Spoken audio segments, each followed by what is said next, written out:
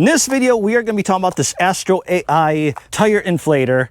And just want to say really quick, I started this video over a year ago. Things got in the way. I never got to finish it. So I just want to give you that quick update. So when you see this first part, you're like, wait, this seems old for those that have been subbed to me for a long time. So with that, let's go back to the beginning.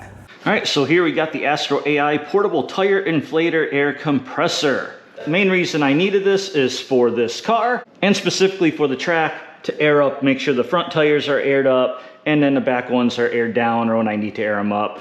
And then it's a good thing to have just on the road, daily driving. You never know when you get a nail, slow leak, something you're gonna need filled up. So it's just overall a good thing to have. And the other reason I had to get this is because this guy, this is what comes with the Challenger because Challenger doesn't have a spare tire, broke. It no longer works. I used it all the time to track. It's been awesome, I loved it. And then I needed to use it to air up my RV tires, and I have 4 RV trailer tires. Each one gets aired up to 65 PSI, and I think that was just too much because once I got to the 4th tire, this thing just gave, like something gave out. It's almost sounded like a diaphragm broke or something busted where it's just not making air. So that's why I had to get something else. Downside with this is you can only use it with this 12-volt outlet. And that was kind of made it tricky, especially with the RV tires because I had pulled my truck up next to it. This isn't long enough for me to have plugged up to my truck to get the RV tires. So that said, let's get this thing unboxed and let's see what comes in it. All right, doesn't look like it's sealed in any way. Just comes up like that. And that's nice, just comes in this little carry bag, which will make it so much easier to transport and move it around because again, I'll use it in my truck, at the track, or with this car. Open it up and here we go. There's really not too much to it. Got your usual manuals. Thank you, blah, blah, blah, user manual. Then we have the gun itself.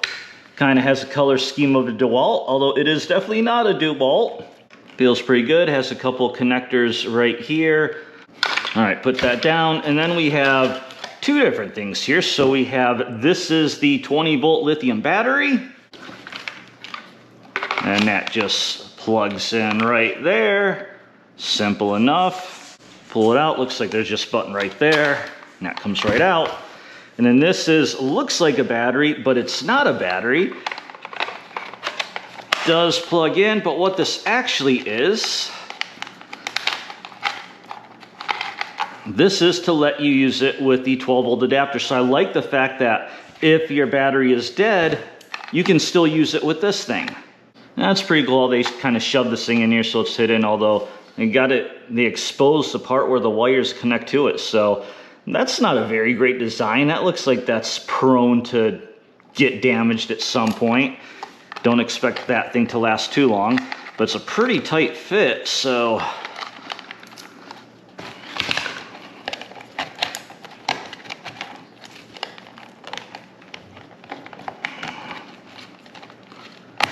Takes a little work to get that in there, and then same as the battery, press that button and you're off. And lastly, we have this. This is just to charge the battery. Oh, I didn't even notice this. Actually give you a little spare extra fuse. That's nice. And then also, if you look at this battery, there's a little USB plug here, and I think this might work as a battery pack for USB devices. So we're gonna check that out. First, let's turn this on, see what happens. So it looks like we have 4 bars and as 3 bars are lit up. So it does come with a little bit of charge out of the box. Now, what I like to do before I ever use any electronic device, I will always plug it in to fully charge it before the first time use. So that's what I'm gonna go do right now. Plug this thing in, let it charge up. In fact, let's do it now just to see what it looks like.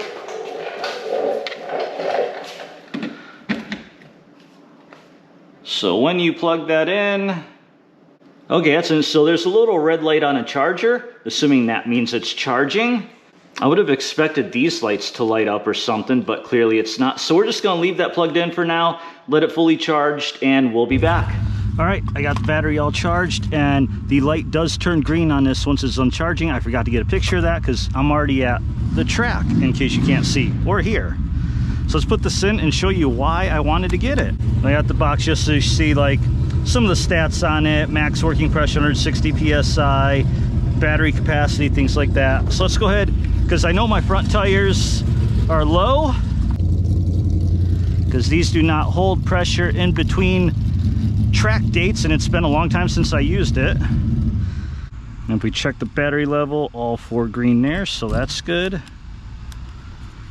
Has a little light, just trigger it to get it started. So let's hook it up here.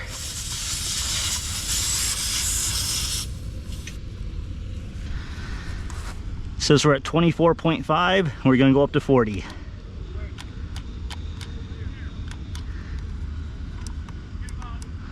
Oh, it's not starting, so it looks like what we have to do is have plus and minus sign. Well, we got PSI, bar, KPA, put on PSI. So it looks like you have to set what PSI you want. Let's see if you hold it. Oh yeah, it goes up quick. So let's go 40, press it, and there it goes. Here, I'll just keep this on camera so we can see how long it takes to get to 40 from 26.5. And you can hear how loud it is.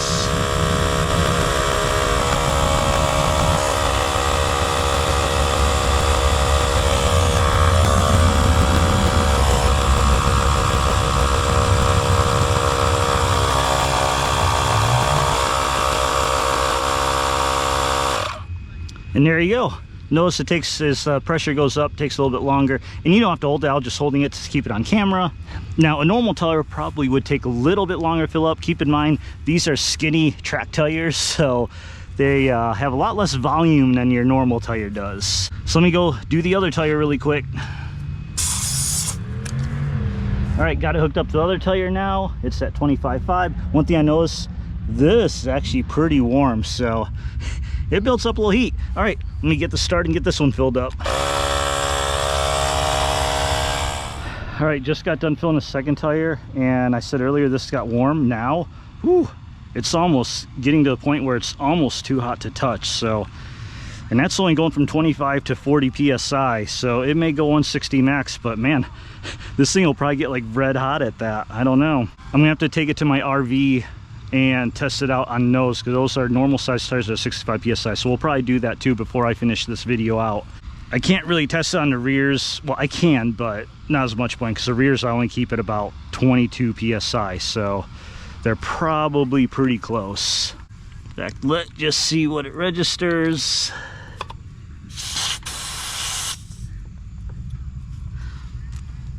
Oh, 12.5. I do need to air them up. Okay, now as you can tell, we are out here at my RV, and there's a reason for that, because what you just saw had to do with my car and just car tires. But now we're gonna put it to a real test, because now we're gonna air up my RV tires. And the reason being, I haven't used the RV in quite a long time. It's just been sitting here in storage for, I won't even tell you how many months. A lot more than it should have. And I know I should have put some kind of guards and moved it around, but you know what? Life happens and I just didn't get to it. But in a time, obviously the tires have slowly lost pressure. I just checked and they're at about 37 PSI, which doesn't sound bad, except these RV tires are supposed to be up to 65. It even says right here, for max load, air up to 65. So all 4 tires, since this is a tandem axle, are probably going to be at the same pressure. I didn't check them all, but we're going to see that I just have fully charged this battery. I got a stopwatch going on my phone because I'm not going to make you sit through airing up all 4 of these tires, and we're going to see how long it can do it and if this can do it.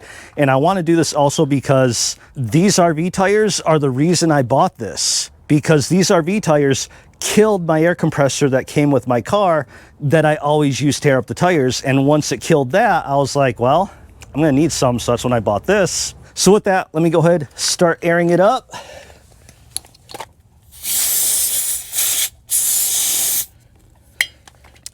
Now obviously we gotta take this all the way up, hold that to 65. Let's get my stopwatch and go.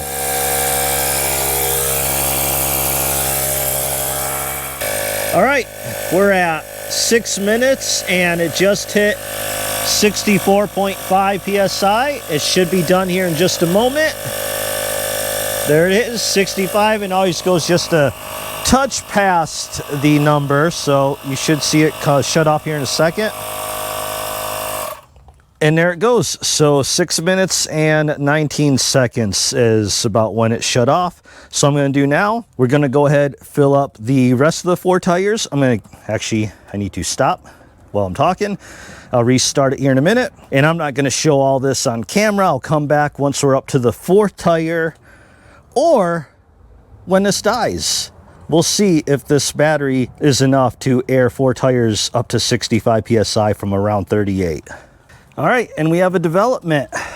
Just over 15 minutes in, and it stopped on the 3rd tire. Thought maybe it was done, but no, it was off, and it's at 60. So, and if we look at the battery charge, yeah, just 1. So let's see how long before it dies this time.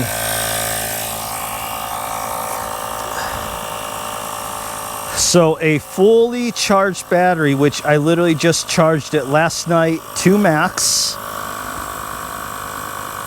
was not able to fully pressurize 4 tires to 65. In fact, there it goes. That's how much power it had left. So I'm gonna have to recharge it to finish. This one got up to, where'd it get to? 61.5.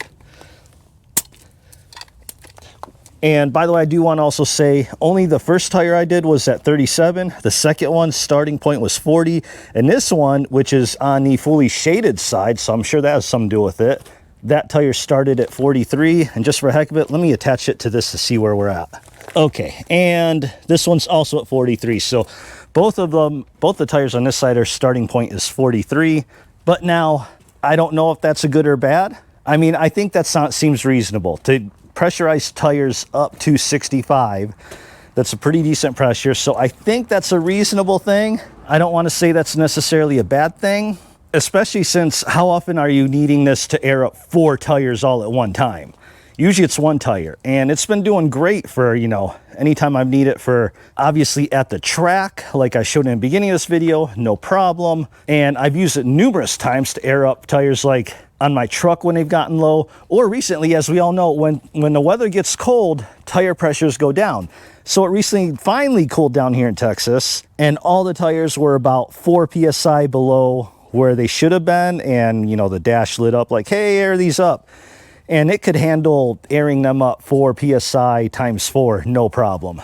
Which, if you think about that, that's like 16 PSI total. And where it's been with these, it added about 27 plus 25, that's 52, plus another 18, 60. So in total, it was able to air up 70 PSI worth of air before the battery died.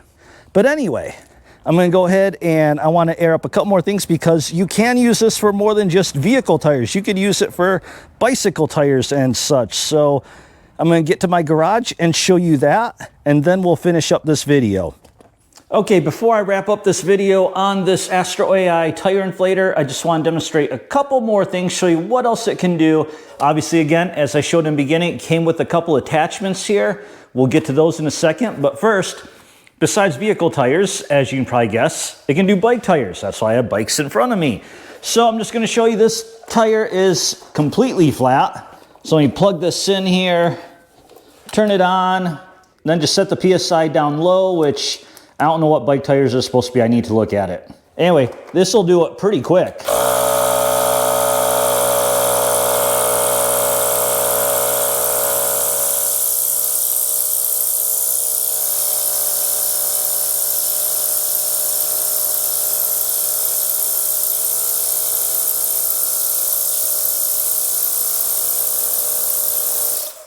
Just like that.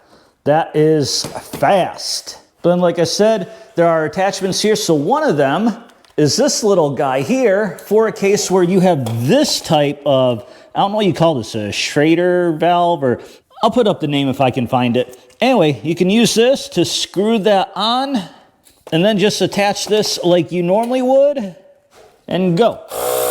And you have these kind of valves. I actually suggest just buying a pair and leaving them on all the time. But if you don't, you'll always have one with this guy here. And then also on this side, we've got your sport ball attachment. So it's for footballs, basketballs, anything that has that little thing, which unfortunately I don't have any. But anyway, all you do is just poke this into the ball and then stick this on just like normal. Nothing new there. And then finally, you've got this little attachment, which all you do, just stick it in here, lock it in just like I showed the needle part. And now you've got something to blow up inflatables, exercise balls, beach stuff. That'd be a perfect one, beach thing. So if you go to the beach in a car, if you have this anyway in a car, you'll be able to blow up all your inflatables, or even a balloon, maybe. Let's take a look. Let's test it out.